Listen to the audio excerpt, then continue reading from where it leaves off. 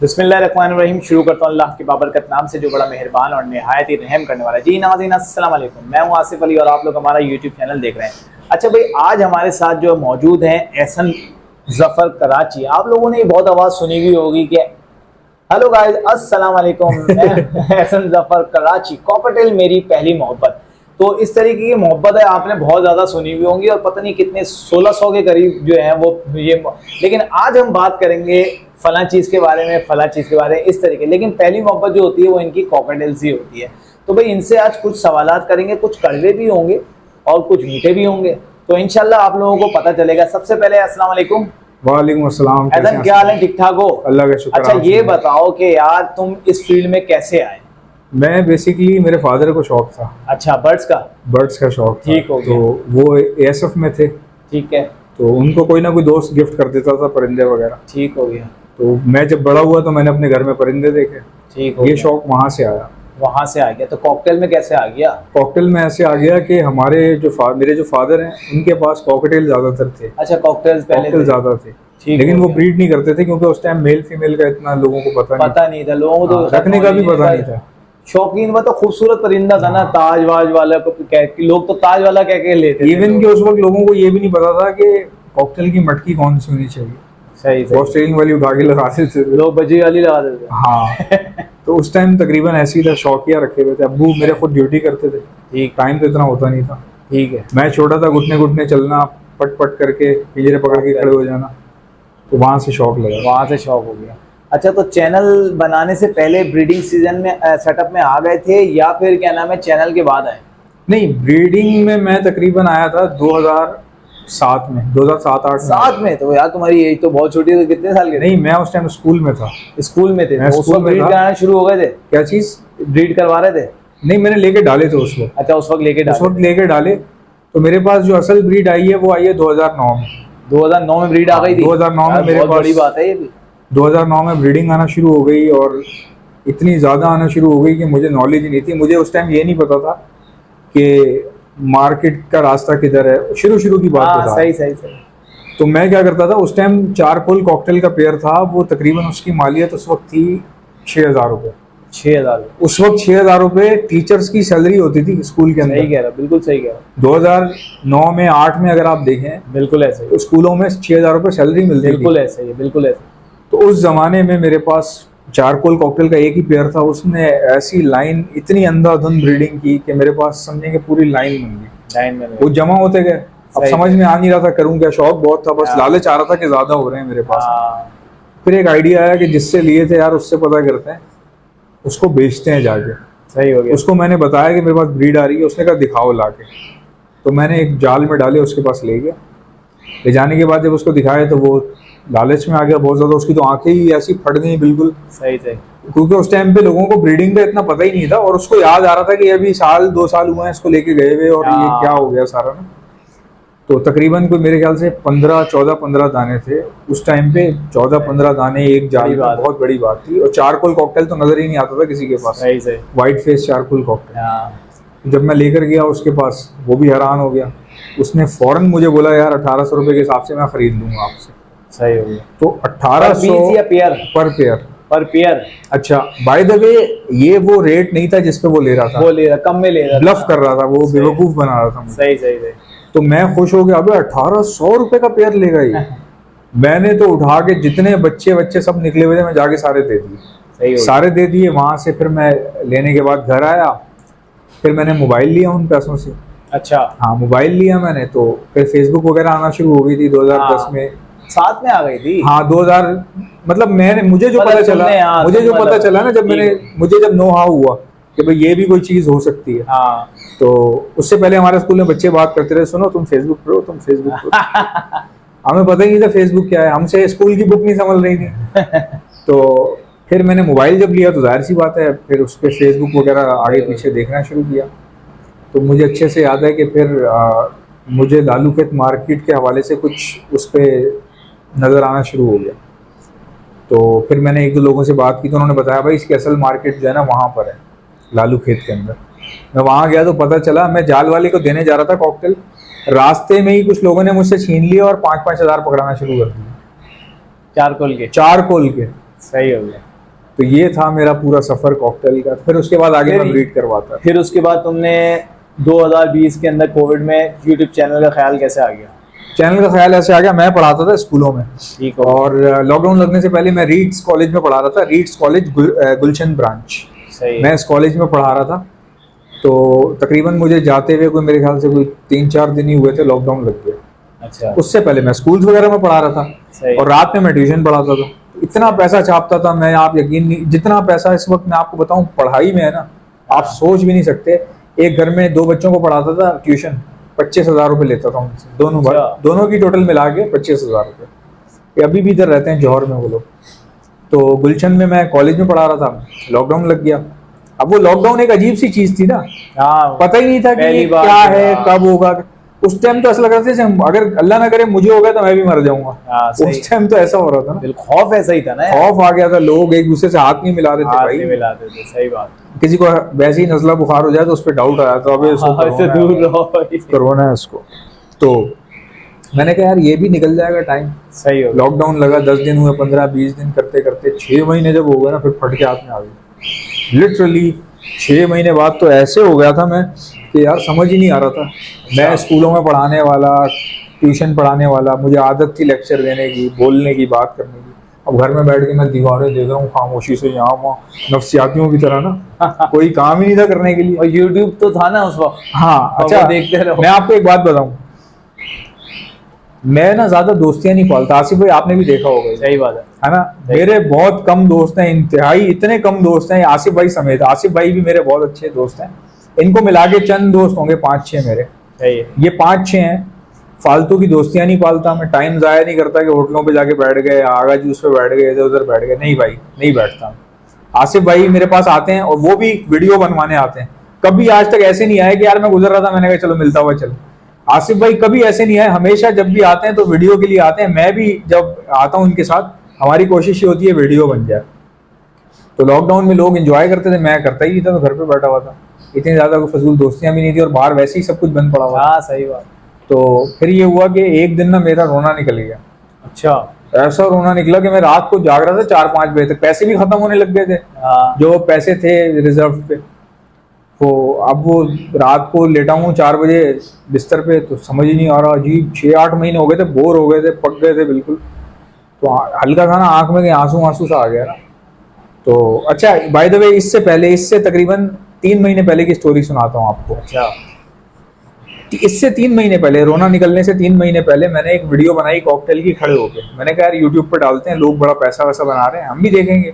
सही है। तो मैंने वो 2 वीडियो बनाई कॉकटेल की, ठीक हो। 2 वीडियो बना के डाल दी। अब बंदे की ना एक नफ्सियात होती है, जब वो डालता है ना, तो वो फेसबुक पे भी अगर कुछ चीज डालता है ना, तो देखता रहता है क्या हुआ क्या हुआ। सही है ना। मैं उसको देख देख के, वो उस पर कोई 0 व्यूज, 3 महीने हो गए उस पर कोई व्यूज नहीं आया। अच्छा। 3 महीने तक। तो बाय द वे जो रोना निकला था वो इस वजह से निकला था कि सब कुछ ट्राई कर लिया मेरे मालिक, मैंने यहाँ भी सर मार लिया, वहां भी सर मार लिया। तो मैं फिर अल्लाह की बारगाह में जो है ना, रात को सोते हुए गिर गया। मैंने कहा या अल्लाह, ये क्या हो रहा है मेरे साथ।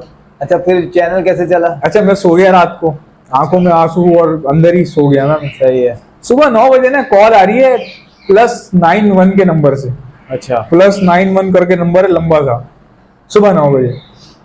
अच्छा, मुझे लगा यार ये दुबई का नंबर है। तो मेरे हमारे 1-2 कजन है दुबई में, तो मुझे ऐसा लगा कि शायद वो कर रहे होंगे, मुझे कौन करेगा यार, मुझे तो करता ही नहीं था कोई फोन, जानता ही नहीं था कोई उसको। सही। मैंने काट दिया, काट के मैं सो गया। फिर कॉल आना शुरू, फिर मैंने काट दिया। जब ज्यादा आने लग गई तो मैंने उठा लिया। जब मैंने उठाया तो बेसिकली वो बंदा इंडिया से था। अच्छा। लड़का था वो, उसका नाम था सौविक। अच्छा। सौविक नाम था उसका। उसने मुझे बोला भैया बहुत अच्छी वीडियो बना रहे हैं आप। तो मैं, अच्छा उस वक्त मुझे पता चला, मैंने कहा ये इंडिया का नंबर है? कह रहे हाँ इंडिया का नंबर। कह रहे अरे भाई बहुत अच्छी वीडियो बना रहे हैं। तो मैंने कहा वीडियो कौन सी? कहने लगा आपकी वीडियो है कॉकटेल की, और बड़ी लोग पसंद करते हैं उसको। सही। मैंने कहा पसंद करते हैं तो क्या मतलब है? कह आप देखें उसको, बड़ी अच्छी है वो ना, आप चेक करें जरा उसको, व्यूज ज्यादा आ गए थे। मुझे शक हुआ, मैंने कहा यार ये किसी और की बात कर रहा होगा। अच्छा। क्योंकि मैं तो चेक करता था 3 महीने तक। नंबर डाला था क्या उसमें? नंबर डाला हुआ था मैंने। अच्छा। नंबर दोनों वीडियोस में डाला था, चैनल पे भी डाल दिया था, हर चीज प्रॉपर की गई। चला नहीं था बस, बाकी सब हुआ था उसमें। तो उसकी कॉल आई, मैंने देखा निकाल के, मैं तो पासवर्ड ही भूल गया, पहले तो पासवर्ड ही याद नहीं था। मैंने चैनल निकाला तो देखा उस पर व्यूज आए हुए तकरीबन 6000, 6,000 दोनों वीडियोस पे। तो मैंने उस लड़के को दोबारा, सौबिक को मैंने दोबारा फ़ोन किया, मैंने कहा यार इस पे तो व्यूज़ बहुत ज़्यादा आ गए हैं, 400-300 सब्सक्राइबर खुद ब खुद ऑटोमेटिकली 0 से 400। तो कहने लगा कि यार आप इसको कंटिन्यू करो, क्योंकि कैसा चैनल है, 2 ही वीडियो और हम देखें तो क्या देखें। बड़ी बात है यार। तो मैंने कहा यार व्यूज़ आएंगे, कह रहा पैसा भी मिलेगा भाई। मैंने कहा पे नहीं करे यार, कह रहा आप डालो वीडियो। मैंने डाली वीडियो, अगले दिन डाली तो वही 900 व्यूज़ उस पर, जबरदस्त यार। बैठे बैठाए। तो अच्छा, मुझे उस वक्त पता है क्या, लोग रीच, फारिग हाँ थे। रीच भी ज्यादा थी। बस वो लोग दनादन बस यही देख रहे थे। उस वक्त और रीच बहुत थी। जो पुराने चैनल थे उनके तो डालते के साथ ही जो है ना, बस भाई 2-4 दिनों के अंदर 20,000, 25,000, 50,000, ये तो एक नॉर्मल एक एवरेज थी। और उस वक्त पूरी मुझे दुनिया लोग बन हुई हुई थी, सब यही चीजें देख रहे थे। जो चीज सजेस्ट हुई खोल ली। हाँ, तो वो लाखों में व्यूज जाते थे। हाँ, अब तो देखो ना, कुछ के मिलियंस में भी हैं। अब 10 लाख लोग जो हैं वो बर्ड्स को देख रहे हैं भाई। बाय द वे, जिनको आप आज 3-4 हजार के व्यूज के एवरेज देख रहे हैं ना, जिन लोगों को, उन्होंने उनकी कुछ वीडियोस ने, जैसे नेक्सस वाला है अरसलान, उसकी मुझे अच्छे से याद है, रिंग नेक पैरट्स की कुछ वीडियो है जिन्होंने 1 मिलियन, 4 मिलियन, 6 मिलियन इस तरह भी मारी है। बिल्कुल ऐसे 6 पॉइंट कुछ मिलियन गई, क्योंकि लॉकडाउन में काफी लोगों को लोगों ने देखा है, बहुत लोगों ने देखा। तो मैंने उसको बताया, मैंने कहा मैं क्या करूं, कह रहा अरे वीडियो बनाओ डालो। आप मैंने डालना शुरू कर दी, वो व्यूज आना शुरू हो गए। फिर क्राइटेरिया मैच कर गया यूट्यूब की मोनेटाइजेशन का और मेरी परफॉर्मेंस का। फिर मैंने मोनेटाइज कर लिया चैनल, तो खुशी सी हो रही थी बहुत ज़्यादा। अच्छा, फिर कुछ 2 साल के बाद तुमने फिर एक वीडियो डाली कि मैंने एक नया ऑफिस लिया है। हाँ, फिर मैंने ये जगह ले ली थी, उसी यूट्यूब के पैसों से मैंने कर करके यहाँ था। इतना अबे यार मैं आपको क्या बताऊं, तो खैर बात ही अलग। उस वक्त इतना पैसा आता था आसिफ भाई यहाँ बैठ के। और फिर अच्छा, अब ये बताओ कि अब आजकल तुम क्या कर रहे हो? आजकल मैं फ्रीलांसिंग भी कर रहा हूँ। अच्छा, और यूट्यूब भी चला रहा हूँ। यूट्यूब भी चला रहा और परिंदों की सेल परचेज, कॉकटेल्स वगैरह तुम सेल वगैरह के लिए जो तुम्हारे पास होते हैं। कॉकटेल के अलावा आजकल क्या क्या कर रहे हो? मतलब कुछ सेल वगैरह के लिए जो तुम बेसिकली तुम सेल परचेज कर रहे हो, अच्छी क्वालिटी के जो है वो टोटल तुमने शुरू से जो काम किया वो सेल परचेज पे ज्यादा ध्यान दी। ब्रीडिंग तो जो कॉकटेल, देखिए मेरा, अभी मैं आपको बताता हूँ, मैं कॉकटेल ज्यादातर मैं कॉकटेल बेच रहा हूँ। अब बात यह है कि क्या दूसरी कॉकटेल से तो तुम्हें एक लोग जानते हैं ना कि यार पुराना काम करने वाला लड़का है। और दूसरा ये बाय द वे बिग भी ज्यादा कॉकटेल ही रहा है। कॉकटेल ये भी एक मसला बना हुआ, इसलिए मैं कॉकटेल बेच रहा हूँ। ये भी एक मसला है, वरना एक दौर था हमारे पास क्या क्या चीजें नहीं थी यार, रिंग नेक तक रखे हुए थे हम लोग। सही सही सही। तो अब फिर हमने देखा कि डिमांड जिस चीज की आ रही है वो रखो, बाकी। अच्छा, छोटा सा वीडियो बड़ी लंबी हो गई है, मुझे जल्दी जल्दी छोटे छोटे जवाब देना। कॉकटेल में स्टार्ट किससे हो रहा है, मोटेशन कहाँ तक जा रही है? कॉकटेल में स्टार्ट हो रहा है जी ग्रे कॉकटेल, जो कि आप रखने नहीं चाहिए मेरे हिसाब से। ठीक है, अगर आपने रखने हैं तो आप उसको एज अ फॉस्टर पेयर के तौर पे रखें। बहुत अच्छा पेयर है, बहुत अच्छे हैं। ग्रे की लाइन बहुत अच्छी है, बहुत जबरदस्त है। मतलब आप उनकी मटकी हिलाते रहो पकड़ के, ऐसे ऐसे वो अंदर चौक देते रहेंगे, फीड करवाते रहेंगे बच्चों को। अच्छा, जबरदस्त यार। तो उसको आप फॉस्टिंग के लिए रख सकते हैं, लोग रख सकते हैं। ग्रे हो गया, उसके बाद क्रीम हो गया, ठीक है, उसके बाद पर्ल हो गया, क्रीम पर्ल में आता है। क्रीम पर्ल कौन सा है जिसके ऊपर वी बना हुआ होता है क्रीम कलर? नहीं, पूरा पर्ल होगा, जाली बनी होगी पूरे जिस्म पे, पीछे आगे सब जगह जाली टाइप की। और यहाँ चीक होगा ऑरेंज कलर का। सही है, पीला होगा, पीला पूरा पीला होगा। और ठीक हो गया, उसका क्राउन भी पीला होगा। क्राउन भी पीला होगा। तो ये पर्ल हो गया। सही है। इसके अच्छा, बाद ये नॉर्मल क्रीम से ऊपर है या नीचे है? ये नॉर्मल क्रीम से नीचे है। नीचे है। हाँ, जबकि खूबसूरत ये लगता है, थोड़ा जबकि खूबसूरत लगता है ना। हाँ। अच्छा, अगर इसी पर्ल के साथ हम लोग पाइड का पीस लगा दें तो वी पाइड बनना शुरू हो जाते हैं। अच्छा, वी पाइड। हाँ, साफ नहीं होते। अच्छा, वी पाइड व्हाइट में होता है या फिर येलो में भी होता है? येलो में भी होता है, व्हाइट में भी होता है। व्हाइट येलो की क्या है? दोनों के सेम प्राइस है। अच्छा, सेम प्राइस है। व्हाइट का क्या प्राइस चल रहा है वैसे आजकल? तकरीबन देखें हर बंदे का इसका रेट फिक्स नहीं है। सही है। पहली बात तो मैं आपको बताऊं, वी पाइड का रेट, गाइस वी पाइड का रेट फिक्स नहीं है। अच्छा आसिफ भाई, वो फिक्स ऐसे नहीं है, डिपेंड करता है वी की क्वालिटी कैसी है। ठीक हो गया। दूसरी चीज पेडिग्री है या नॉन पेडिग्री है। अच्छा, हाँ, अगर आप लालू खेत से ले रहे हैं तो वहाँ 8,000 रुपए का पेयर 10,000 का ही मिल जाएगा। ठीक है। अगर आप पेडिग्री ले रहे हैं, यानी कि किसी बड़े ब्रीडर से ले रहे हैं, उसके पेरेंट्स का भी पता है आपको, अच्छे बर्ड्स हैं, तो वो आपको तकरीबन 15 से 22,000 रुपये। 15 से 22,000 रुपये। बाय द वे आपको बताऊं, अच्छा, इनो इसके बाद आता है या इससे पहले आता है? इनो इसके बाद आता है। इसके बाद इनो है। इनों की क्या प्राइस चल रहे हैं? इनों के प्राइस चल रहे हैं अभी अराउंड 8,000 रुपये। 8,000 रुपये के हिसाब से। और इसके कितने चल रहे थे वी पाइड के? वी पाइड के चल रहे हैं 15 से 22,000 रुपये। मैंने अभी आपको नहीं, वो तो बताऊं, एक बड़े ब्रीडर ब्रांड की बात करो, एक जैसे नॉर्मल की बात करो। नॉर्मल में मार्केट टू मार्केट खेलेंगे अगर आप 12 से 15,000। 12 से 15 वी पाइड के? या मैंने तो 2,000 रुपये का दे दिया था। ना करें यार, मुझे दे देते। बड़ा था वो। आसिफ भाई कभी कभार ऐसी हरकतें कर जाते हैं कि मुझे बड़ा दिल पे लग जाती है यार। वो असल में मैं किसी का बर्ड था, मेरा नहीं था। सही से किसी एक हमारे बहुत अच्छे अंकल है, हमने उनको बर्ड्स भी दिए थे। वो बेचारे वो कह रहे थे यार ये खाली करना है, निकालना है। तो मैंने लिए उनके सारे बर्ड। अच्छा, उसमें कुछ जो थे ना वो सीप में भी बहुत ज़्यादा आए हुए थे, 2-4। सही तो उन्होंने कहा यार भाई ले जाओ, दे देना, ये वो कर कर आके। अब मैं ले तो आया था, अब मैं इसको अपने शेड पे भी नहीं ले जाना चाह रहा था। तो मैंने यार फिर औने बौने मैंने कहा जितने भी पैसे बच जाएंगे, तो मैं कुछ पैसे उनको दिया है था। मैंने कहा जितने बन जाएंगे मैं आपको इजी पैसा करा दूँगा। तो पर वो जो हुए मैंने उनको वहीं मार्केट में दिए। उसमें बहुत मरे हुए के रेट लगाए, लेकिन जो आए मैंने उसके बाद उनको 2-2.5 हज़ार, पता नहीं 3,000 कितने बचे थे, तो मैंने उनके बाद में वो इजी पैसा करा दिए थे उनको। सही। तो उनका काम हो गया था। तो यार देखो, मैं तो यही कोशिश करता हूँ कि यार हो जाए। हम कोई ब्रोकरी तो मैं कर नहीं रहा था, ठीक है। जो चीज़ मैं बेच रहा हूँ, अपनी क्वालिटी बेच रहा हूँ, या अपने पास जो ब्रांड है, जो मैं चीज़ बेच रहा हूँ, जिस हिसाब की क्वालिटी की मैं उस हिसाब से पैसे ले लेता हूँ, ठीक है, अपनी चीज़ की। या मैं किसी से मैंने परचेज़ की है, अपने पास रखी हुई है, तो मैं अगर वो सेल करूँ, मैं अपने पास से जो सेल करूँ वो एक अलग चीज़ है। लेकिन मैं ये है कि किसी ने कहा यार ये करवा दो, तो मैंने उठा के वो उसकी सेल करवा दी। अब मुझे तो पता भी नहीं था उस वक्त कि ये वी पाइड की क्या वैल्यू है। ये मैंने बोला यार ये है, सब जो कुछ है कर लो, कुछ आ जाएंगे तो मैं इनको दे दूंगा। तो मेरा ये माइंड में था, तो मैंने जो आए मैंने उसी दिन लगा दिए थे। सही बात। तो वो इस तरीके से वो दे दिया था। अच्छा, तो ये हो गया। अच्छा, अब ये है कि आइंदा जो है ज़्यादा सेल परचेज पे ध्यान देना है इंशाल्लाह। मैं इसके आपको अलावा एक दाना बात, वगैरह का भी कर रहे थे? दाना भी कर रहा हूँ, सप्लाई सप्लाई कर रहा हूँ? सिर्फ कॉकटेल का। सिर्फ कॉकटेल? उसकी वजह ये है कि मैं अपने लिए लाता हूँ, अच्छा, बनवा के अच्छा सा, अच्छी क्वालिटी का। हाँ, अगर ऑर्डर आ जाए तो उसी में से दे देता हूँ। ठीक हो गया। हमारे शागिर्द भी अब यही करने लग गए हैं। हाँ सही सही सही। भाई देखो, हमारे एक बहुत अच्छे दोस्त हैं शाजेब। तुम्हारे पास फर्स्ट मुलाकात हुई, उसके बाद जो है वो मेरे पास जावा लेने आया है। जावा लिए, बहुत अच्छे लड़के हैं, बहुत अच्छा यूट्यूब पे काम कर रहा है वो, और उसकी तारीफ करनी चाहिए यार। रेगुलर काम कर रहा है, रेगुलर जो है ना वो क्या नाम है, कॉकटेल्स के ऊपर वो वीडियोस बनाता है। और उसको भी बुलवाएंगे यार किसी दिन पॉडकास्ट। कॉकटेल के ऊपर बहुत अच्छी वो व्लॉगिंग भी करता है, और वो लगा बड़ा अच्छा लगता है उसको।